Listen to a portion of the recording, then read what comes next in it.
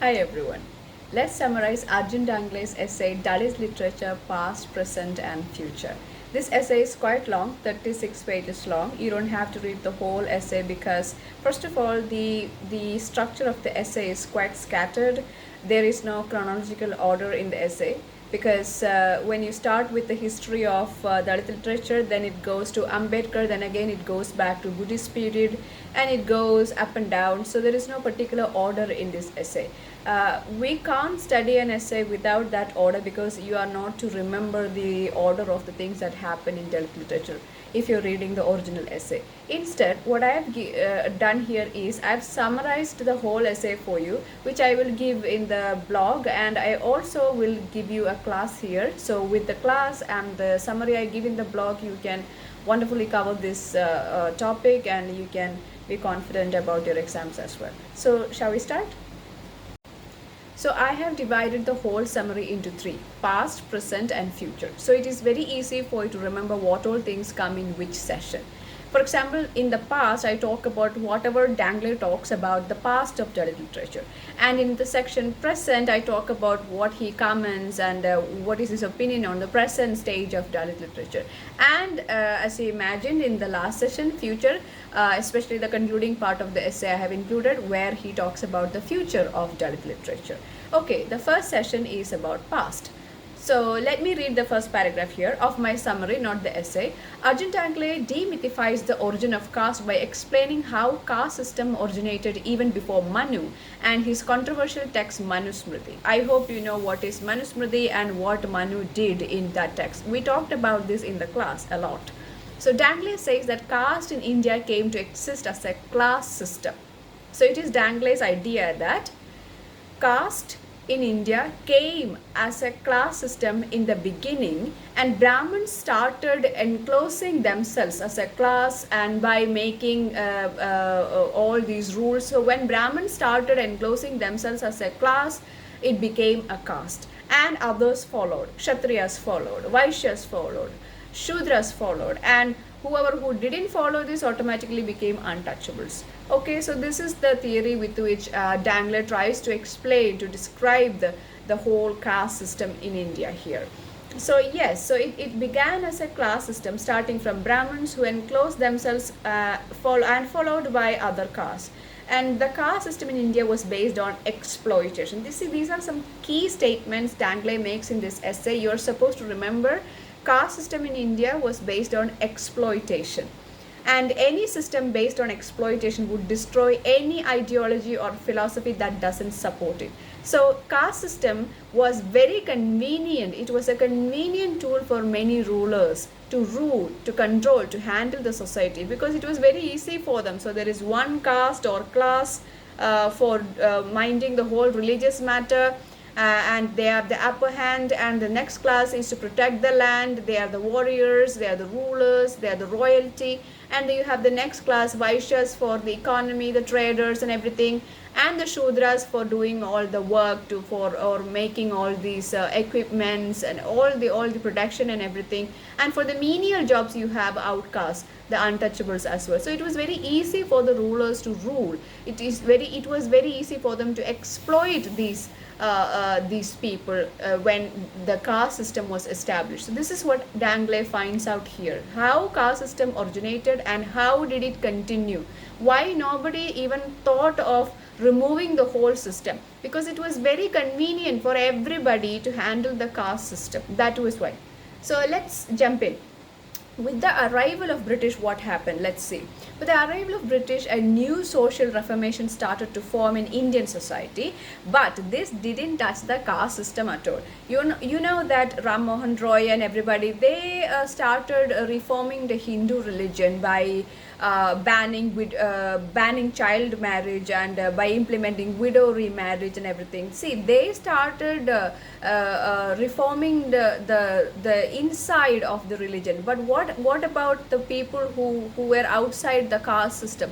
They conveniently did not talk about the caste system. And Ambedkar, in Annihilation of Caste, we remember that quotation: caste is the biggest monster. So without touching the biggest monster, without mentioning the elephant in the room, they were beating around the bush by talking about child marriage and widow remarriage and sati and everything. So was that actually helpful? No, it was not helpful. Yeah, it was helpful for a few, but it was not helping India in a bigger level. It was not helpful at all. So that's what he talks about here. Yes. The third paragraph. Dalit literature existed even from pre-Buddhist era. Here he talks about again the history of Dalit literature. So Marathi traditional literature only considered imaginative writing as literature, and hence Ambedkar's articles were never considered as pieces of literature by them. So here he talks about the history of Dalit literature. Even though Dalit literature, if you are going to categorize literature as Dalit literature based on the definition that it is whatever is about Dalits is also considered as a Dalit literature, or whatever is written by the Dalits is considered as a Dalit literature, then Dalit literature existed even the pre-Buddhist era. But it was very difficult to get this identity as Dalit literature. See, they were just scattered pieces of literature which didn't fit with the other mainstream literature for others, for the mainstream writers. Ambedkar's writings itself, they were never considered as literature because they were obviously articles, right? Critical articles and everything. He was criticizing the society, the political parties and everything. It was not considered as Dalit literature because Marathi mainstream writers, the non-Dalits, they only considered imaginative writing. See, people imagining, writing about their fantasies, beautiful things. Only those were good literature. Not good, those were literature. The others were not considered as literature in the genre. So, see, Dalit literature existed, but it was never termed as Dalit literature. That's what Danglais says here. Alright? Yeah, the Brahmin writers were dominant power in Marathi literature at that time. As a result, many Dalit writers tried to imitate the Brahmin writers. See, he mentions this more than once in this essay. The self-Brahminization of Dalits. Whenever Dalit literature met with some difficulty in the starting stages, you can always see a group of Dalit writers trying to imitate the upper caste, the mainstream writers. And it was really pathetic also. But Danglais doesn't blame them because it was simply very difficult to continue as a Dalit writer without just, without even trying to imitate the mainstream literature. So many imitated the Brahmin style, the Brahmin way of thinking. Many Dalit writers imitated the upper caste way of thinking and writing at that time. Okay, and he mentions a few names. Actually, he mentions a lot of names in this essay. It is very difficult to remember all those names. So I'll give you some important names and that you have to remember. Okay. So as a result, many Dalit writers, yes, try to imitate the Brahmin writers. Some Dalit writers like Anna Bahu Sate, this name you can remember, Anna Bahu Sate, were influenced by Marxist ideologies and produced literature that supported Marxism. So yes, they were in the beginning stages of Dalit writings. There were Dalits who wrote like Brahmins and Dalit who were influenced by Marxism. And the example for the Marxist influenced writers, Anna Bahu Sate. Okay, so in the beginning stages of Dalit writings. So when did Dalit writings got a different identity? When it was declared as a different entity? It happened in the 50s after the death of Ambedkar. Let's discuss that. Ambedkar's conversion to Buddhism influenced a lot of Dalits in the 50s and early 60s. So this is the baby stage of Dalit literature, all right? It was during this time Dalit literature became a different entity and received an identity of its own. Always remember, in the 50s and early 60s, Dalit literature got a different identity, a unique identity as its own. The 1958 Maharashtra Dalit Sahitya Sangha made sure that they clearly demarcated Dalit literature. You must remember this name of this organization. 1958 also is an important year. 1958 Maharashtra Dalit Sahitya Sangam. Okay, so this organization is credited to give a different identity to demarcate Dalit literature from the mainstream literature. So that happened in 1958. This you should mention in the essay the year and the name of this organization, right? Let's move on. 1960s, let's see what happened in 1960s. It saw a surge in Dalit literature. Writers like Baburao Bagul, we studied these writers. Baburao Bagul helped Dalit writers to combine creativity and thought. So he was the one who actually taught Dalit writers how to blend the thought, the creativity and thought. So how to give this ideology, Dalit suffering and the message, how to convey this message with creativity. See, earlier it was just considered as articles. So if you convey some revolutionary thoughts, it became only an article in some journal. So when you mix that with creativity, it becomes literature. So this was taught by Baburao Bagul. So his name is mentioned more than once here in this essay, so you should mention that too. Alright, so what followed was the Little Magazine movement in Dalit literature. This is also an important point. The Little Magazine movement happened in the 60s, and the two popular little magazines were Fakta and Satyakada. Fakta, Fakta, and Satyakada, you know the spelling. You can write the spelling. And so they started publishing the works of Dalit writers, Dalit poets. But as a movement, soon the Little Magazine movement became person oriented. Some people started taking special interest to portray their own ideology. So the movement soon came to an end. And also 1960s is known for said the identification of Dalits with the blacks in the US and their culture during this period. In 1967, the first Dalit anthology which brought together major Dalit writers were called Akar, AKAR. So 1967. So 1958, that Maharashtra Sahitya Sangam started demarcating Dalit literature. Then 1967, you have the first anthology called Akhtar. Then you have two popular magazines in the Little Magazine movement. Remember the name, Fakta and Satyakada. These names you should remember. Baburao Bagul was the one who was leading these Dalit writers to give them ideas by teaching them how to mix creativity and thought. Please remember all these points. And a group of self-Brahmanized Dalits saw the expressions of suffering in Dalit life in these writings as degrading to Dalits. So I told you, always there was this problem of Dalits trying to imitate the Brahmin writers. So this time in the 60s also it happened, and they saw it degrading whenever they read something about Dalits and their lives and the atrocities in them. They always found it very degrading to Dalits' lives and Dalit literature. Now, what happened in the 1970s? 1970s saw the rise of many new Dalit periodicals which celebrated Dalit literature. So the new periodicals started coming. So earlier it was Little Magazine movement. Now it is periodicals time. But 70s was remembered for the birth of Dalit Panthers. So mainly it is remembered for the birth of Dalit Panthers. Dalit Panthers was a movement. They imitated the name Black Panthers from the US, because as part of the civil rights movement we had Black Panthers in US history. So Dalit Panthers imitated the name and the activity style. They even contacted the Black Panthers. They were allies actually. So yes, so let's see who were the major figures of Dalit Panthers. The major figure in Dalit Panthers was, the first one was of course Baburao Bagul, and other members were very familiar figures. Arjun Danglai himself, the author himself. Then Namdeo Thassal, you remember his poem, right? Namdeo Thassal, the very hot-headed poet. Prahlad Chandwangar and others. So I have chosen only 3 names here, names that you easily remember. Other names are already there in the essay. If you want to study them, please feel free to do so, but at least remember these 3 names: Baburao Bagul, then Arjun Danglai, Namdeo Thassal, and Chandwangar, right?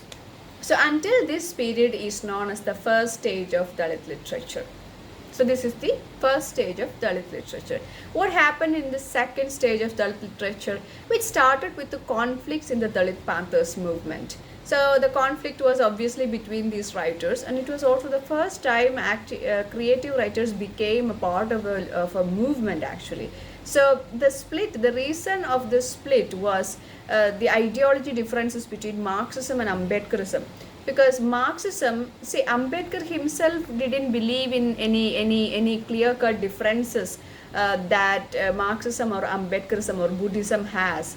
But Ambedkar only found one difference, which was their belief or their stand on the subject of violence, because Marxism supported violence, and Buddhism, and because Buddhism never supported violence, and because Ambedkar was a converted Buddhist, he also never supported violence. So on that matter alone, yeah, they had some differences, but Ambedkar himself didn't find any other differences. But yes, his followers found differences and they split. So Dalit Panther movement was a very short-lived movement. Okay.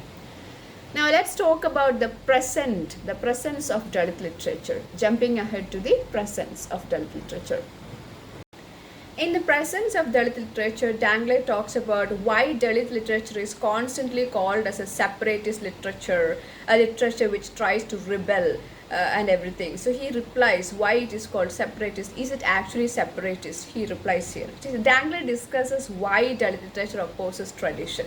And he says tradition is usually a shield term that everybody uses whenever a new thought or a new philosophy or a new idea comes.